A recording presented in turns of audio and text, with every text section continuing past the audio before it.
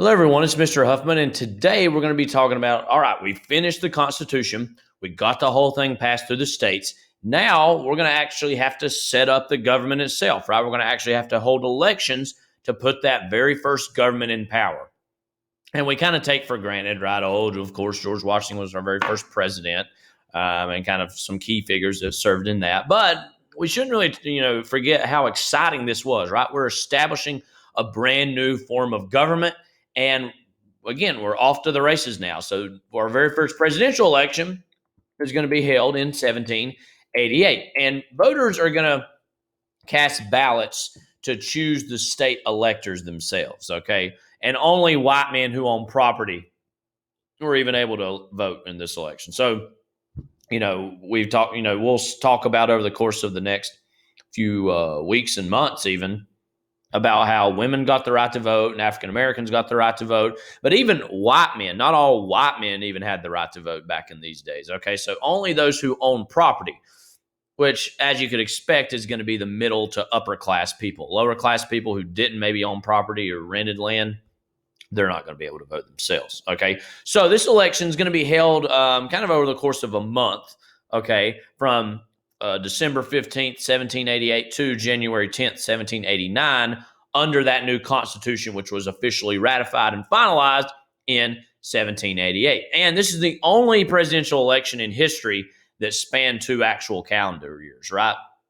Now, our presidential election kind of takes place in November, and maybe the month or two before that, we have early voting and all that sort of stuff. So that's all within a single year, though. This was one that went from December of one year into January the next year. So about over the course of a month, okay? Only presidential election that's true of, okay?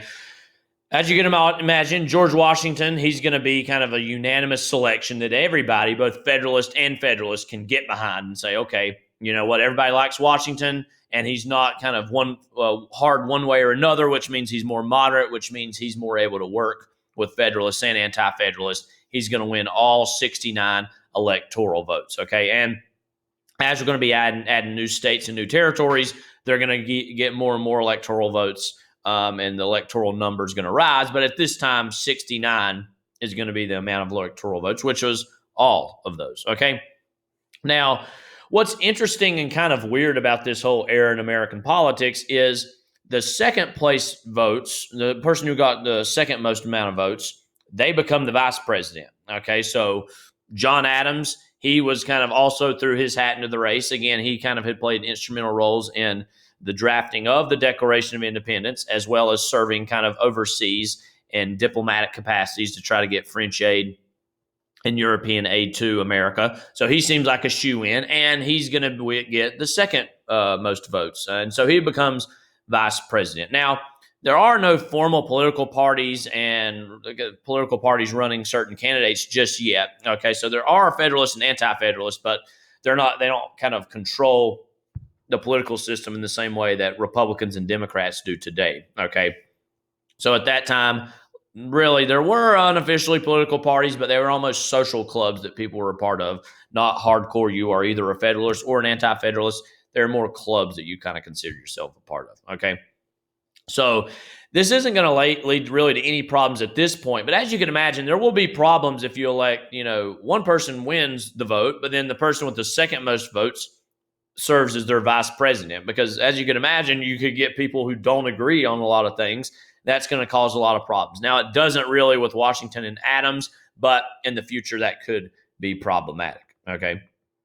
So Washington and Adams, they're our first president and vice president. Now the big task is, how do we create this whole bureaucracy of a federal government, okay? So Washington needs to create a federal bureaucracy to make sure everything gets up and running and everything's going to run smoothly. So in 1789, after the very first Congress is officially elected, the Departments of State, Treasury, War, and the Office of the Attorney General are all created, okay? And just to real quick go through what these are. Departments of State, that's kind of, they run the U.S.'s diplomatic relations with other countries. A lot of people think, Department of State, that has something to do with states here in America. No, it means like they deal with heads of state of other nations, right? So kings or presidents, queens, whatever, from other countries. The Secretary of State is all about setting up and facilitating those diplomatic relations. Okay. We still have that to this very day, that office, and very, very important one at that. Department of the Treasury, that's also going to be important, right? We have to establish our whole financial system. And one Alexander Hamilton, if you've been in class, you've been watching Hamilton, you'll know him. He's the guy who Washington selects as going to be the guy who's instrumental in establishing our Department of the Treasury. The Department of War, that's what it was called actually for a long, long, long period of time before it's rebranded as the Department of Defense in more recent years, but it's still the same thing, right? It's all about kind of creating America's armed forces and armed military, okay? Attorney General, they head up the Justice Department, which is all about kind of prosecuting crimes on the federal level. That's what they're in charge of, okay? So members of this group are going to be obviously kind of official advisors to the president and are going to get the nickname the cabinet. Okay, so if you hear the presidential cabinet, that's basically saying it's all the people who are they're heads of these various departments of the executive branch, and we've created many other kind of departments under the executive branch under the power of the presidency. So we have many more members of the cabinet now, but even that, what's that? 1, 2, 3, 4 people that are heading up all these things, going to be known as the cabinet.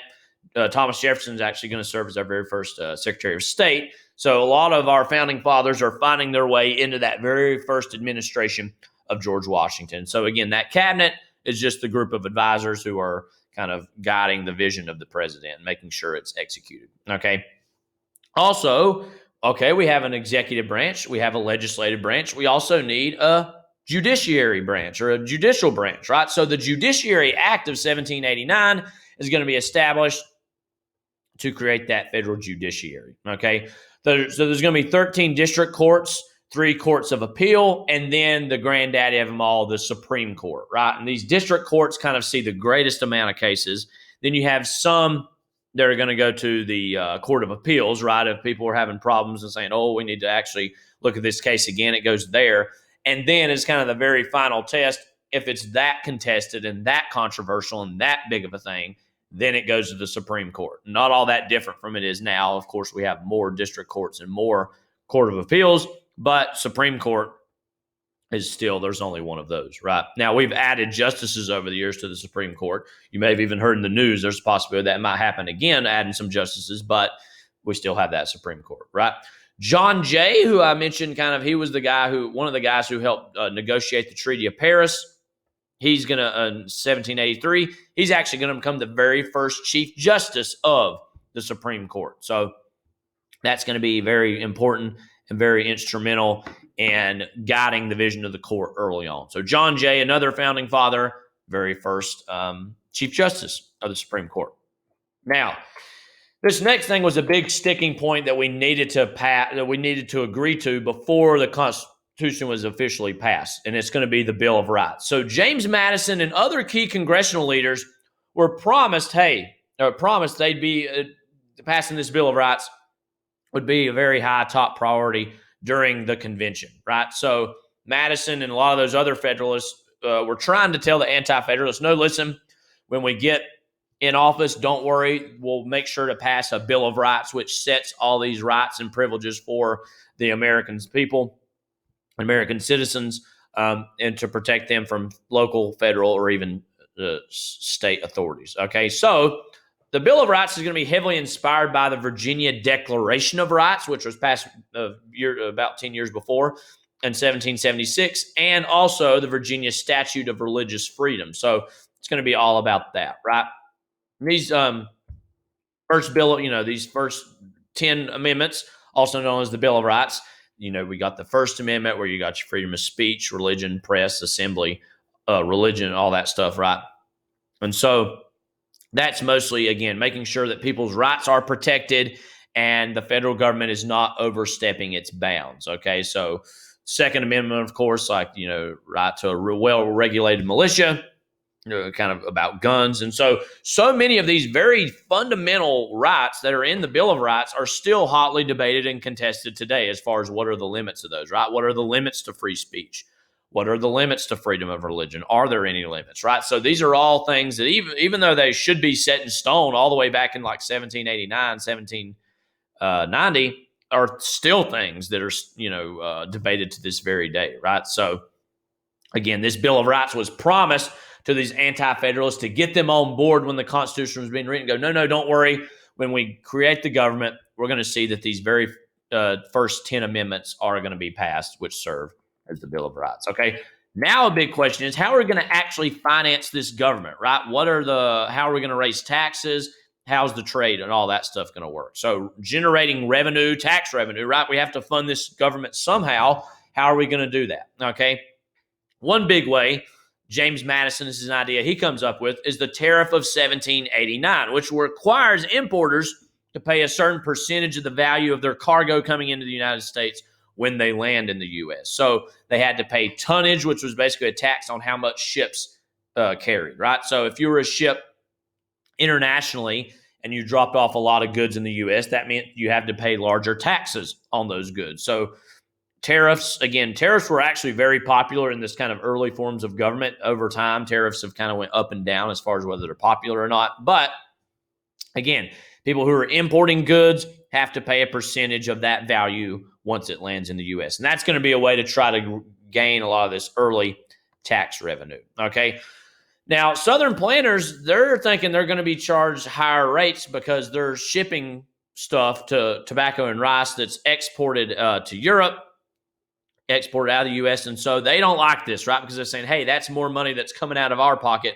What gives? So that's going to be another Southern idea of Southern resentment, is that, hey, Southern planters, they're thinking we're being charged higher rates by all these goods that are being shipped in or out to Europe, and we don't like that. Because, again, tobacco and rice, massive cash crops for the South, and any money that came out of their pocket is just endangering what they saw as their livelihood, right? So they had problems with that. Okay. Alexander Hamilton, again, he has actually an alternative to this tariff idea. Okay. So he says, okay, yeah, maybe we'll keep that tariff, and also plus this redemption of bonds issued to Americans in the Revolution at full value. So as a way to try to refund money or fund the Revolution, they sold a lot of bonds, and saying, all right, and this happens in every war, where, okay, if you buy this war bond, it's helping fund the war effort, and then you let it mature over the years, and you kind of say, all right, I want to sell it back, and you kind of get a higher rate for it. So you could buy bonds at, like, say, $5, and 20 years pass, and that bond is now worth, say, $30, right? And so it's appreciated over time. Hamilton says, well, all those bonds that we sold to pay for the Revolution, what if we actually bought them back at full value to give Americans more money in their pockets, okay? Which meant, though, that the U.S. would actually go into debt. And a lot of people are like, whoa, we don't need to go into debt. We're already paying off some debts from the Revolution. Do we really need to go into debt by doing this method? But he's saying, no, listen, if we go into debt, that's actually going to make other nations want to invest in us, because they know that we are kind of maybe a safe, investor-friendly location. And so maybe that's actually going to get people to invest in us. So it actually makes sense to go in debt early on, because other nations realize that we need to work with them to succeed, right? So Madison and many others are going to staunchly oppose this, right? And it's also largely unfavorable to war veterans and widows who'd already sold their bonds. Some had bought bonds, $100 worth of bonds, and only are receiving $10 back for that. So it's actually a lot of depreciations going on, okay? But there's going to be a compromise of sorts that's struck in Congress, okay? Because Madison, he's going to be in Congress, and he's kind of one of the most influential members of Congress at this time. So a compromise is struck between Madison and Hamilton, where, all right, you know what? We're going to pass the tariff and these protections, both, help all that out. But also, what if we move the capital of the nation, actually early on was in New York City, if we move the capital from New York City to this area kind of between Virginia and Maryland, this untapped area that's more in the South, that they're going to come to call Washington, D.C. So as kind of a way to, strike a compromise, they say, listen, what if we move the capital of the nation a little further south? Now, again, we don't necessarily think of D.C. as the South now, but at that time it was considered, more southern than not. We create our new capital in this area called Washington, D.C., And that gets a lot more southern states on board because, again, they're already fearing that these people way up north in like New York City are not really listening to their concerns. And they think, well, if the capital is a little closer to the south, then maybe we'll have a little bit more sway and a little bit more influence. As it turns out, that's not going to be exactly true, but it still is going to be one of those things to get them on board. So again, Hamilton's alternative is, yeah, all right, we'll have that tariff where we're taxing goods coming in. Also, we buy some of those war bonds back to get us into debt short term, so other nations are going to invest in us in the long term. Okay, so the national bank. This is a huge kind of pet project of Hamilton's. Okay, he argues that the government needs a bank, a national bank, in order to manage its debts and interest payments, okay? And that bank would issue federal banknotes, aka paper money. So we're actually going now to create a national currency. And if we have a national currency, that would, promote trade, encourage investment, and all in all, stimulate the economy, okay? So that's the idea. But as you can imagine, this is a very federalist position. It's given a lot of power to the federal government. So those anti-federalists, meanwhile, they're going to start to have, opposition to that because they're saying, listen, more anti-federalist sentiment, especially in the South, is saying, you know what, this whole national bank, it's only going to help northern merchants. It's not going to help out us in the South or other people throughout the country, right? So, and that sounds like it's going to help them out too much. Also, now this is going to lead to a very fundamental question about the Constitution. Madison, who started off as a Federalist, but during this time is moving more and more into the anti-Federalist camp, and he's going to ultimately settle there, okay? Says, hey, listen, those powers to create a national bank are not listed in the Constitution, otherwise known as enumerated powers. We didn't say anything in the Constitution about creating a national bank, so if it's not there in the paper of the Constitution, should it be there, right? That's going to be a huge debate that Madison brings up, okay?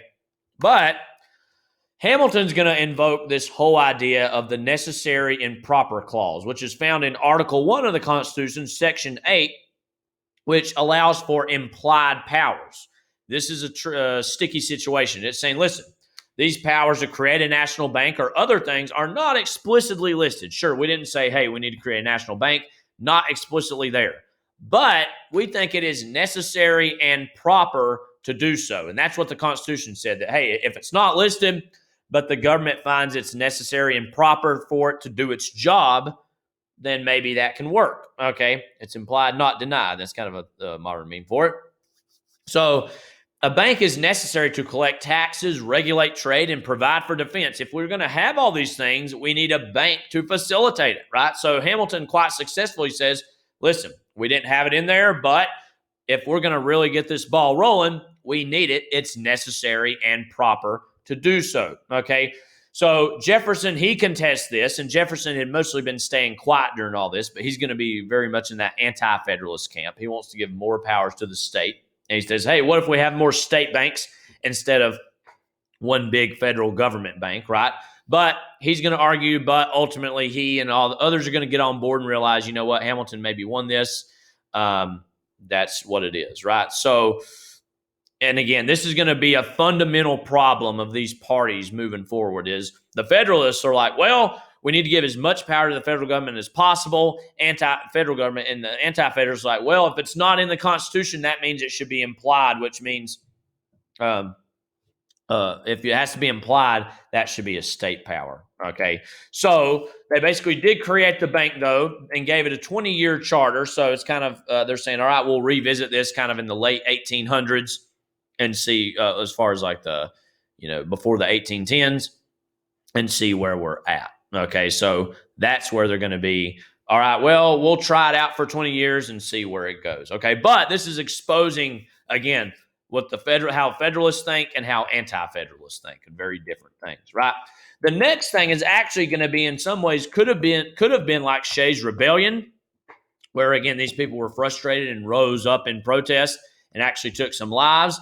This rebellion, however, we're going to see because we've now created a kind of a stronger central federal government, things are not going to go quite the same way. But this is going to be known as the Whiskey Rebellion. Okay, so Congress is going to impose a tax on the manufacture of whiskey in 1791, again, to raise more money for the federal government. naturally enraged Western farmers who distilled their grain into whiskey before shipping it to the market. They're already struggling as it is. Now they have to deal with the tax. They're not going to be happy. Okay, so Western Pennsylvania is where this whiskey rebellion happens. In 1794, these farmers, they start terrorizing the tax collectors and stop court proceedings, where they're kind of actually, certain farmers are on trial for not paying their taxes, and other farmers kind of bust in and say, nope, we're not having this, and they have guns. So again, many of these people think that this is almost another form of the American Revolution, right? That, oh, it's no taxation without representation. They think it's the same thing all over again. But now, again, we've kept breaking out. We have a federal government here in the United States who should take care of this thing, okay? So in August of that year, Washington's going to send in about 15,000 troops to disperse the crowd before a fight occurred. And this is actually a success. Nothing bad happens. There's no violence that happens. And this is, again, if this was like Shays' Rebellion, lives would have been lost. But because troops are sent in and there is a federal government who's paying attention to this and is very active in breaking it up, that's a win, right? That it could have been violent like Shays' Rebellion, but instead, because now the Articles of Confederation were gotten rid of and we now have a stronger U.S. Constitution, that was prevented from happening. So good work.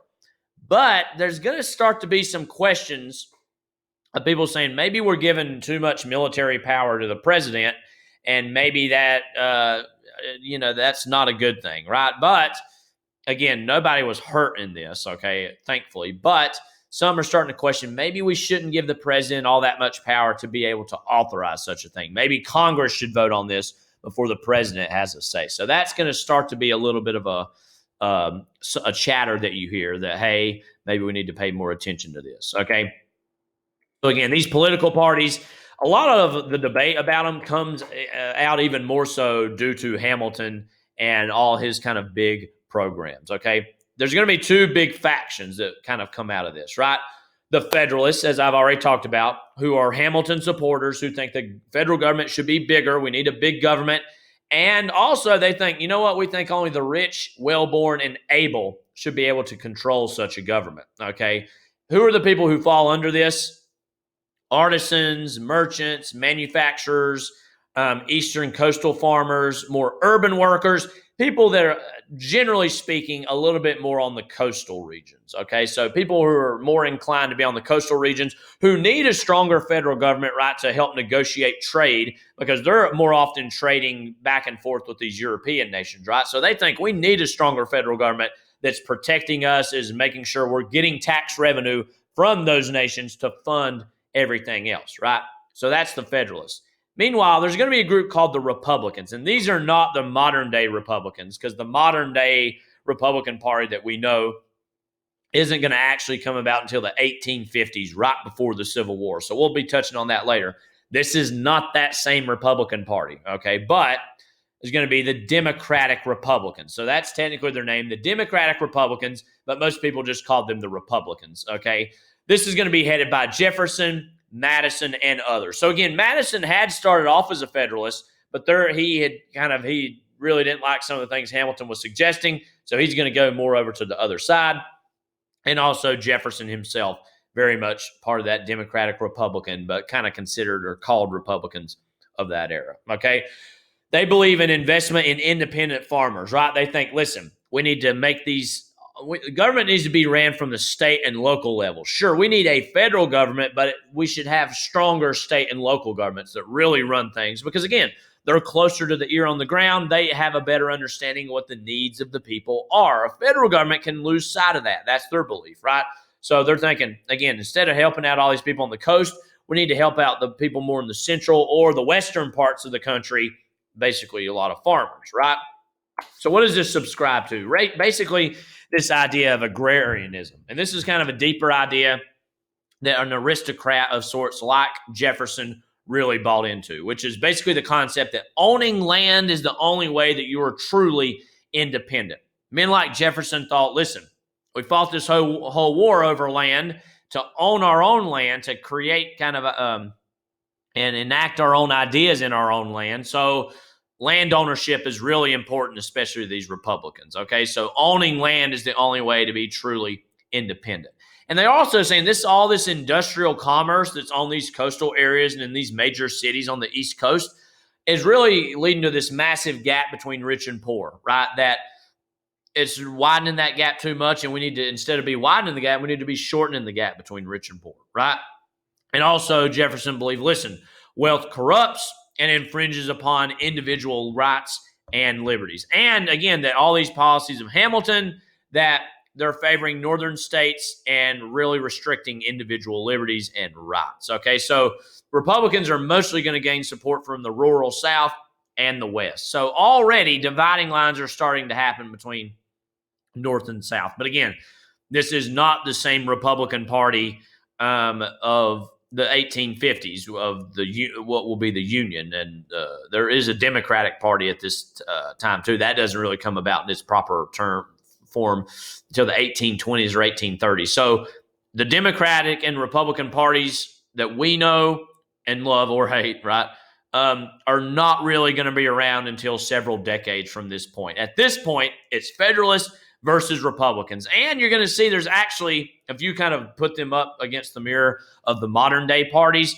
you're going to see that there's actually some contradictions, that in some ways the modern parties buy this and that from one of them and then this and that from the other and contradict. So it's not a clean, even split between, okay, the Republicans of this time are the Republicans of now, or even the Democrats of now. Now the modern political parties are kind of a grab bag collection of these. Now, you might be thinking, you haven't been saying much about Washington, right? This is Hamilton's kind of presidency. Why isn't he kind of, not the Hamilton's presidency, it's Washington's presidency. Why are we talking about Hamilton and Jefferson, right?